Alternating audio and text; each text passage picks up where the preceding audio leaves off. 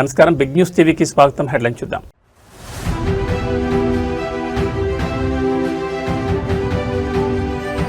Veligonda project పనులను క్షేత్రస్థాయిలో పరిశీలించిన సీఎం చంద్రబాబు.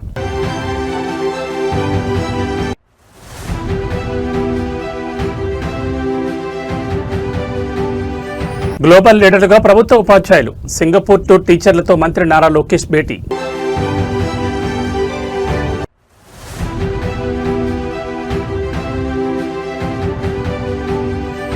మూసీ ప్రాజెక్టుపై సీఎం రేవంత్ రెడ్డి ఉన్నత స్థాయి సమీక్ష. తొలి దశ పనులపై కీలక ఆదేశాలు.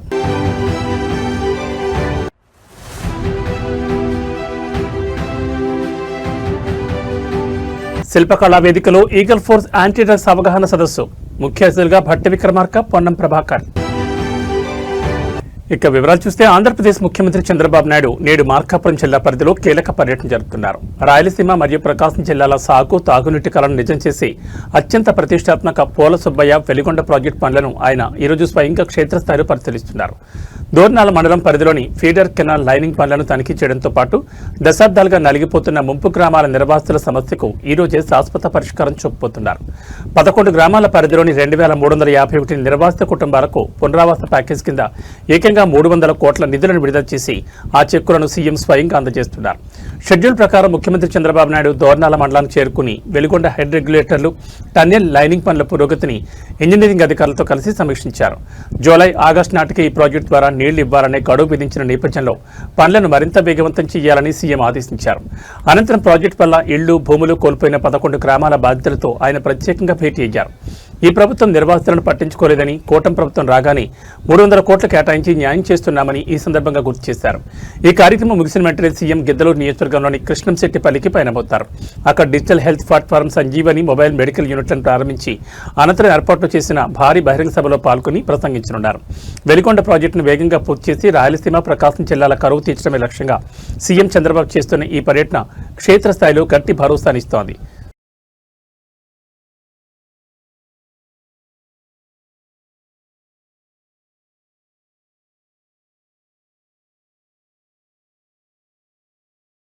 ఆంధ్రప్రదేశ్ ప్రభుత్వ పాఠశాలలో విద్యా ప్రమాణాలను అంతర్జాతీయ స్థాయికి తీసుకెళ్లేందుకు కూటమి ప్రభుత్వం శరవేగంగా అడుగులు వేస్తోంది. రాష్ట్ర విద్యా, ఐటీ శాఖల మంత్రి నారా లోకేష్ ఇటీవలే సింగపూర్లో అంతర్జాతీయ విద్యా విధానాలపై ప్రత్యేక స్టడీ టూర్ పూర్తి చేసుకుని వచ్చిన ఉత్తమ ఉపాధ్యాయులతో అమరావతిలో ముఖాముఖి సమావేశం నిర్వహించారు. సింగపూర్ విద్యా వ్యవస్థలోని ఉత్తమ పద్ధతులు, అక్కడి బోధనా నైపుణ్యాలను మన ఏపీ ప్రభుత్వ పాఠశాలలో ఏ విధంగా అమలు చేయొచ్చు అనే అంశంపై లోకేష్ ఉపాధ్యాయులతో సుదీర్ఘంగా చర్చించారు. ఉపాధ్యాయులు కేవలం బోధనకే పరిమితం కాకుండా విద్యార్థుల భవిష్యత్తును మార్చే గ్లోబల్ చేంజ్ మేకర్స్ ముందుని నడిపించాలని ఈ సందర్భంగా మంత్రి పిలుపునిచ్చారు. ప్రభుత్వ పాఠశాలల ఉపాధ్యాయులకు గ్లోబల్ ఎక్స్పోజర్ కల్పించేందుకు ఆంధ్రప్రదేశ్ ప్రభుత్వం ప్రత్యేకంగా ఈ సింగపూర్ స్టడీ టూర్ ఏర్పాటు చేసింది. ఈ టూర్ విజయవంతంగా పూర్తి చేసుకుని వచ్చిన టీచర్లు సింగపూర్లోని డిజిటల్ క్లాస్ రూమ్లు, విద్యార్థి కేంద్రీకృత బోధనా పాఠశాల నిర్వహణ తీరును మంత్రి లోకేష్ కు వివరించారు.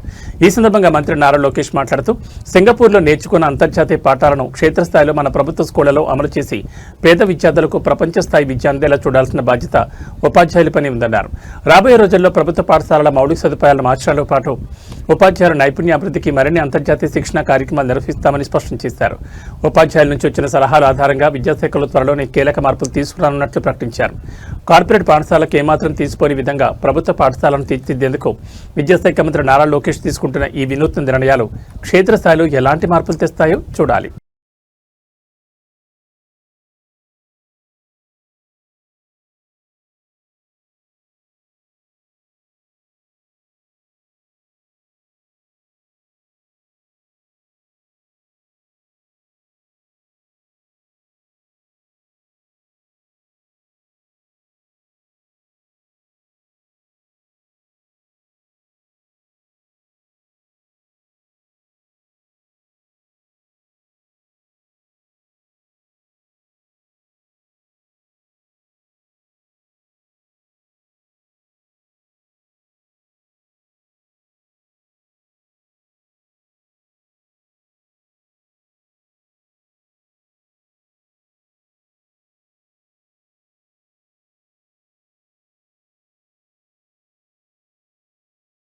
భాగ్యనగరాన్ని అంతర్జాతీయ స్థాయి హంగులతో తీర్చిదిద్దేందుకు తెలంగాణ ప్రభుత్వం అడుగులు వేగవంతం చేసింది. ముఖ్యమంత్రి రేవంత్ రెడ్డి తన కలల ప్రాజెక్టు అయిన మూసీ రివర్ ఫ్రంట్ అభివృద్ధి ప్రాజెక్టుపై సెక్రటరియట్లో ఈ రోజు ఉన్నత స్థాయి సమీక్ష నిర్వహించారు.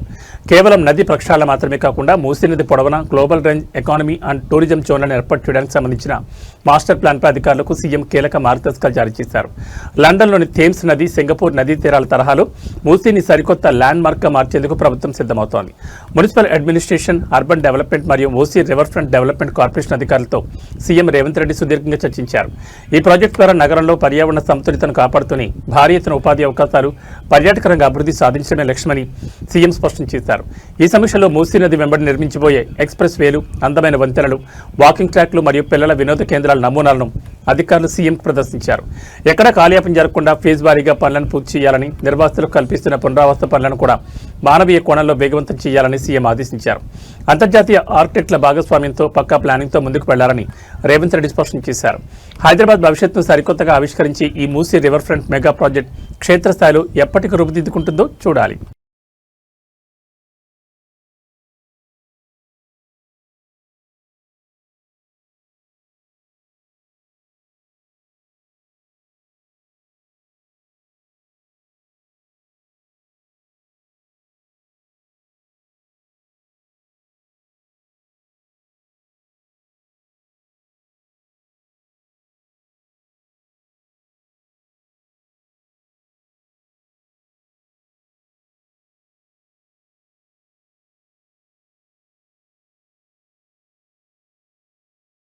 మత్తు మహమ్మారిని తెలంగాణ సమాజం నుంచి పూర్తిగా తుడిచిపెట్టేందుకు అటు ప్రభుత్వం, ఇటు సినీ రంగం ఒకే వేదికపై చేతులు కలిపాయి.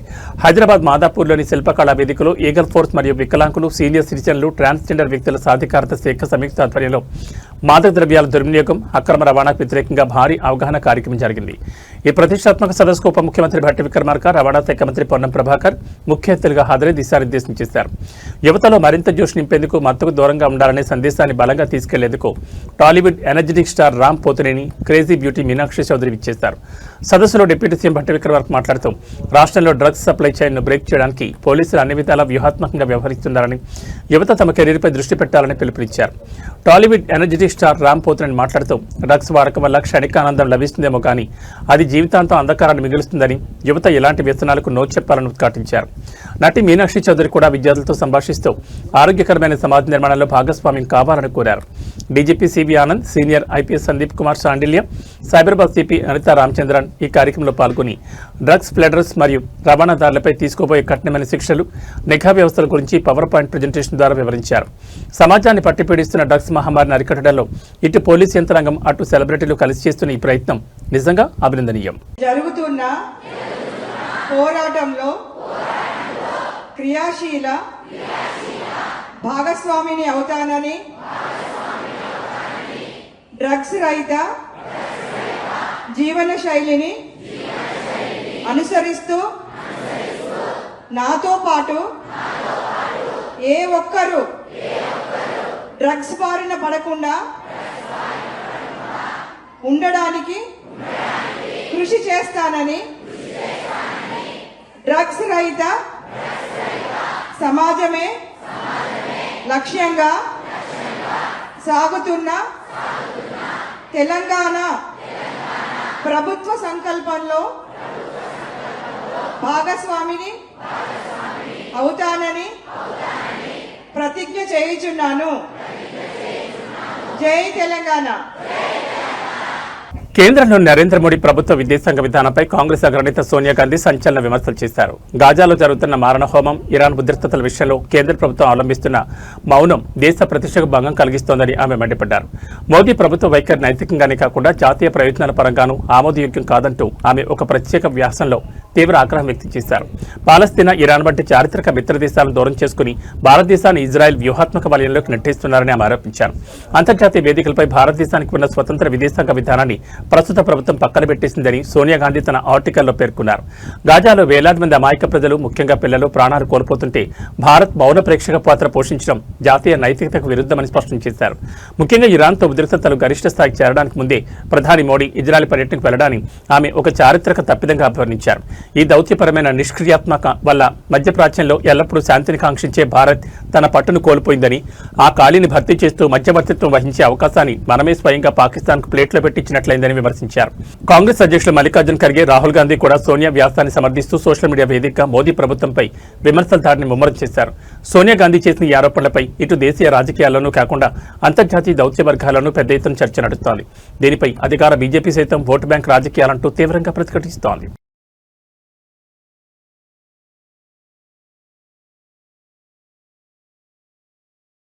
ఆంధ్రప్రదేశ్ రాజకీయాల్లో దేవుడి సెంటిమెంట్ అడ్డం పెట్టుకుని మైనింగ్ భూదందాలు, అక్రమ వసూళ్లకు పాల్పడుతున్నారంటూ జగ్గంపేట నియోజకవర్గంలో భారీ పొలిటికల్ వార్ మొదలైంది. టీడీపీ సీనియర్ నేత, ఎమ్మెల్యే మరియు తిరుమల తిరుపతి దేవస్థానం బోర్డు మెంబర్ జ్యోతుల్ నెహ్రూను టార్గెట్ చేస్తూ ఇండిపెండెంట్ ఎమ్మెల్యే అభ్యర్థి పాటంశెట్టి సూర్యచంద్ర సంచలన ఆరోపణలు చేశారు. దేవుడి పేరు చెప్పి ప్రజలను, వ్యాపారాలను దోచుకుంటారా అంటూ ప్రెస్ మీట్ వేదికగా సూర్యచంద్ర ప్రశ్నించడం జిల్లా వ్యాప్తంగా తీవ్ర కలకలం రేపింది. పవిత్రమైన టీటీడీ బోర్డులో సభ్యుడిగా కొనసాగే అర్హత జ్యోతుల్ నెహ్రూకు లేదంటూ ఆయన చేసిన వ్యాఖ్యలు ఇప్పుడు సోషల్ మీడియాలో వైరల్గా మారాయి. జగ్గంపేట నియోజకవర్గ పరిధిలో స్థానిక ఎమ్మెల్యే, అధికార పార్టీ నేత జ్యోతుల్ నెహ్రూ ఒంటెద్దు పోకలకు పోతున్నారని, దేవుడి కార్యక్రమాలు మరియు ఆధ్యాత్మిక ముసుగులో తెర వెనుక భారీ వసూళ్ల పర్వానికి తెరలిపారని పాటంశెట్టి సూర్యచంద్ర ఆరోపించారు. ప్రెస్ మీట్లో సూర్యచంద్ర మాట్లాడుతూ నియోజకవర్గంలో సామాన్యులు, వ్యాపారులు బతికే పరిస్థితి లేకుండా పోయిందని, దేవుడి పేరుతో ఫండ్స్ వసూలు చేస్తూ వాటిని వ్యక్తిగత రాజకీయ లబ్ధి కోసం వాడుకుంటున్నారని మండిపడ్డారు. అత్యంత పవిత్రమైన టీటీడీ బోర్డు సభ్యుడిగా ఉంటూ ఇలాంటి అక్రమాలకు పాల్పడడం భక్తుల మనోభావాలను దెబ్బతీయమన్నారు. ఈ అక్రమ వసూళ్ల వ్యవహారాలపై గవర్నర్కు మరియు టీటీడీ చైర్మన్కు ఆధారాలతో సహా ఫిర్యాదు చేయబోతున్నట్లు సూర్యచంద్ర హెచ్చరించారు. దీంతో జగ్గంపేటలో ఒక్కసారిగా రాజకీయం అల్వాల్ డెమోలిషన్ తరహాలోని హీటెక్కింది. స్వతంత్ర అభ్యర్థి పాటంశెట్టి సూర్యచంద్ర చేసిన ఈ తీవ్రమైన ఆరోపణలపై ఎమ్మెల్యే జ్యోతుల్ నెహ్రూ లేదా ఆయన అనుచరవర్గం ఏ విధంగా కౌంటర్ ఇస్తుందో చూడాలి. రసీదు ఇస్తున్నారండి దుర్మార్గులు. జ్యోతుల్ నెహ్రూ గారు, మీరు మళ్ళీ తిరుపతి దేవస్థానానికి బోర్డు మెంబరా? చిచ్చి సిగ్గు లేదు. దేవుడి పేరు మీద అక్కడ డబ్బులు వసూలు చేస్తా ఉన్నారు మీరు, మీ కార్యకర్తలతో. టోల్గేట్ నుంచి వెళ్లకుండా ఇలాగ అక్రమ వసూలు, టోల్గేట్ దగ్గర నుంచి. దేవుడి పేరు మీద డబ్బులు వసూలు ఏంటండి? చిరాగ్గా, అసహ్యంగా. ఎంత పాపం. మీరు దేవస్థానం బోర్డు సభ్యులు, అవసరమైతే 40-50 లక్షలు తిరుపతి దేవస్థానం నుంచి మీరు గ్రాంట్ తేలేరా? మీకు కూడా తిరిగే నాయకుడు కావచ్చు, ఆ ఊరికి మీరు తిరుపతి దేవస్థానం నుంచి మీరు నిధులు తెచ్చివ్వండి, లేకపోతే చందాలు వసూలు చేయండి, మేమందరం ఇస్తాం. దేవుడి పేరు మీద రసీదు ఇచ్చి, ఆ రసీదు ఎంతవరకు వెళ్తుంది? అన్ని జిల్లాలు తిరుగుతుంది కదా ఈ లారీలు. జ్యోతుల్ నెహ్రూ గారి నియోజకవర్గంలో జ్యోతుల్ నెహ్రూ గారి ఆధ్వర్యంలో మనకు రసీదు ఇచ్చారు అబ్బాయి, 1000 రూపాయలకి 900కి అక్కడ బలి వసూలు చేస్తున్నారు దేవుడి పేరు మీద అని చెప్పేసి. మన నియోజకవర్గం పేరు, మీ పేరు ఎంత చెడ్డగా రాష్ట్రం అంతా వెళ్తుందండి ఈ తప్పుడు రసీదుల వల్ల. నెహ్రూ గారు, ఇదా మీ యొక్క దైవభక్తి? మా టోల్గేట్ దగ్గర ప్రతిరోజు సాయంత్రం ఎస్ఐ గారు అవ్వచ్చు, సిఐ గారు అవ్వచ్చు, అక్కడ వాహనాలు తనిఖీ చేస్తారండి. బళ్ళుకి రికార్డులు ఉన్నాయా లేవా, డ్రంక్ అండ్ డ్రైవ్ టెస్టింగ్ కానీ, ప్రతి వాహనాన్ని ఆపి నోట్లో గొట్టం పెడతారు. వెంటనే టెస్ట్ చేసి 10,000 రూపాయలు ఫైన్ కోర్టుకి వెళ్ళి కట్టేయమంటారు. ఇంచుమించు ప్రతిరోజు డ్రంక్ అండ్ డ్రైవ్ కేసులు అవ్వచ్చు, లైసెన్స్లు రికార్డులు లేని వాటి మీద ఇంచుమించు చాలా కేసులు కడతారు. ఎక్కడంటే మన కృష్ణవరం టోల్గేట్ దగ్గర. మద్యం అమ్మేది వాళ్ళే, మళ్ళీ నోట్లో గొట్టం పెట్టి 10,000 రూపాయలు ఫైన్ వేసేది గవర్నమెంట్. అంటే మేము తప్పంటలేదు, ఎందుకంటే ఆ రకమైన చేయకపోతే వాళ్ళు ఎక్కడో ఇక్కడికి వెళ్ళి ఎవరికి వెళ్ళి గుద్దొచ్చు, ఎవరన్నా చనిపోవచ్చు. ఆంధ్రప్రదేశ్ రాజకీయాల్లో ఇప్పుడు హాట్ టాపిక్ గా ఉండే అనంతపురం జిల్లా తాడిపత్రి పాలిటిక్స్ మరోసారి ఒక్కసారిగా హీట్ ఎక్కాయి. జేసీ బ్రదర్స్ శైలికి అద్దం పట్టేలా జేసీ ప్రభాకర్ రెడ్డి తన కార్యకర్తలతో జరిగిన అంతర్గత సమావేశంలో అత్యంత సంచలన మరియు పవర్ఫుల్ వ్యాఖ్యలు చేశారు. ఏ ఊళ్ళో అయినా సరే వైసీపీ కార్యకర్తలు ఉంటే వాళ్ళకి మనమేంటో చూపిద్దాం, కార్యకర్తలందరూ యుద్ధానికి రెడీగా ఉండండి అంటూ ఆయన ఇచ్చిన పిలుపు ఇప్పుడు రాయలసీమ రాజకీయ వర్గాల్లో పెనుదుమారం రేపుతోంది. కూటమి ప్రభుత్వ అధికారంలో ఉన్న వేళ క్షేత్రస్థాయిలో వైసీపీని పూర్తిగా అణచివేసేలా జేసీ చేసిన ఈ కామెంట్స్ సోషల్ మీడియాలో విపరీతంగా వైరల్ అవుతున్నాయి. తాడిపత్రి నియోజకవర్గ పరిధిలోని గ్రామాల్లో పార్టీ ఉనికి మరియు స్థానిక పరిణామాలపై సమీక్షించేందుకు జేసీ ప్రభాకర్ రెడ్డి ముఖ్య అనుచరులతో సమావేశమయ్యారు. గత 5 ఏళ్ల కాలంలో వైసీపీ నేతలు తమ కార్యకర్తలను తీవ్రంగా ఇబ్బంది పెట్టారని, ఇప్పుడు కాలం మారిందని అని గుర్తు చేశారు. ఈ క్రమంలోనే క్యాడర్లో ఉత్సాహం నింపేందుకు ఏ ఊళ్ళో అయినా వైసీపీ వాళ్ళు తోక జాడిస్తే లేదా మనల్ని తక్కువ అంచనా వేస్తే వాళ్లకు మనం పవర్ ఏంటో చూపించడానికి ప్రతి ఒక్క కార్యకర్త సిద్ధంగా ఉండాలని గట్టిగా ఆదేశించారు. ఏ క్షణంలో పిలుపునిచ్చినా ఓడలో తిరగబడడానికి క్యాడర్ అలర్ట్గా ఉండాలన్నారు. జేసీ ప్రభాకర్ రెడ్డి చేసిన ఈ ఓపెన్ ఛాలెంజ్ వ్యాఖ్యలపై వైసీపీ శ్రేణులు తీవ్ర అభ్యంతరం వ్యక్తం చేస్తున్నాయి. అధికార బలంతో గ్రామాల్లో ఘర్షణ వాతావరణం సృష్టించడానికి జేసీ ప్రయత్నిస్తున్నారని, శాంతి భద్రతలకు విఘాతం కలిగిస్తే ఊరుకునేది లేదని వైసీపీ నేతలు కౌంటర్ ఇస్తున్నారు. తాడిపత్రిలో జేసీ ప్రభాకర్ రెడ్డి చేసిన ఈ ఘాటు వ్యాఖ్యలు క్షేత్రస్థాయిలో ఎలాంటి రాజకీయ ప్రకంపనలు సృష్టిస్తాయో, పోలీసులు ఈ వ్యవహారాన్ని ఎలా హ్యాండిల్ చేస్తారో చూడాలి.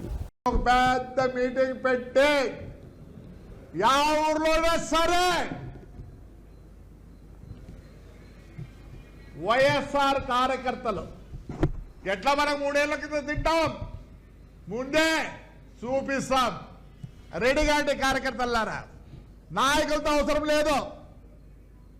నాయకులు ఎప్పుడు పైన ఉంటారు. మనకేమైనా కష్టం వస్తే వాళ్ళు చేసేవాళ్ళే. ఏదో ప్రెసిడెంట్ అంట, సెక్రటరీలు అంట, వీరంతా ఉన్నారు. వాళ్ళందరూ చేసేవాళ్ళు ఎవరు కాదు.